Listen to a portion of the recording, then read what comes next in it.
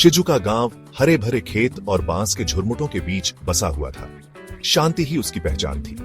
चिड़ियों की चहचहाहट के साथ सुबह होती और मेंढकों की टर टर के साथ शाम ढलती। बच्चे गलियों में खेलते कूदते जुगनुओं के पीछे भागते। उन्हीं बच्चों में से एक थी हना, 10 साल की प्यारी बच्ची, जिसका दिल उसके दादी के बगीचे के सूरजमुखी की तरह चमकता था। उसकी दुनिया छोटी और प्यारी अपने खरगोश मोची की देखभाल करने और अपने दादाजी से कहानियां सुनने में बीतती थी। लेकिन एक अजीब सी बेचैनी हवा में घुलने लगी, जो गांव की शांति को खराब करने लगी। शुरुआत धीरे धीरे हुई। बांस के झुरमुटों से अचानक एक अजीब सी ठंडी हवा चलने लगी। चीजें अपनी जगह से गायब होने लगी और फिर अजीब जगहों पर मिलने लगी।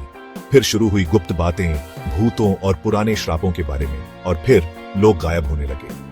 सबसे पहले गायब हुए गांव के कहानीकार बुढ़े तनाका जी। आखिरी बार उन्हें गांव के बाहर एक वीरान मंदिर की तरफ जाते देखा गया था। फिर गायब हुआ छोटा टैरो, उसकी हंसी बंद हो गई और गांव के चौक पर सन्नाटा छा गया। डर धीरे धीरे सबके दिलों में घर करने लगा। डर और दृढ़ संकल्प के साथ हना ने फैसला किया कि वो इस रहस्य का पता लगाएगी। उसे अपने दादाजी की कहानियां याद आईं, गांव के ऊपर पहाड़ी पर बने उस उजाड़ मंदिर की, जो सायों और रहस्यों में डूबा हुआ था। हिम्मत और एक टिमटिमाते हुए दिए के साथ वो रात में उस मंदिर की तरफ चल दी। जैसे जैसे वो मंदिर के करीब पहुंच रही थी, हवा भारी होती जा रही थी।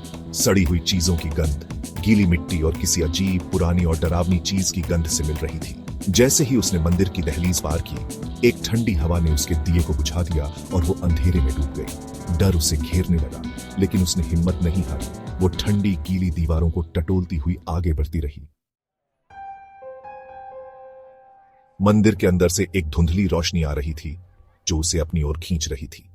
जैसे ही उसकी आंखों को रोशनी की आदत हुई, वो चौंक गई।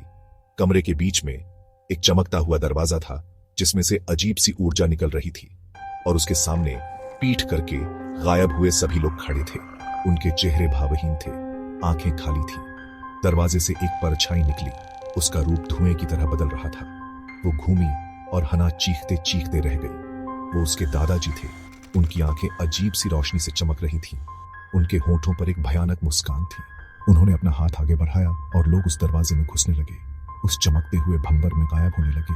आ जाओ हना, उसके दादाजी की आवाज कमरे में गूंज उठी, लेकिन ये वो प्यारी जानी पहचानी आवाज नहीं थी। अब तुम्हारे आने का समय हो गया है। दरवाजा चमक रहा था, उसे अपनी ओर बुला रहा था। हना वहीं जमी खड़ी थी, अपनी जानी पहचानी दुनिया और उस अज्ञात दुनिया के बीच फंसी हुई थी। फैसला उसे करना था। शिजुका गांव का भाग्य उसके हाथ में था।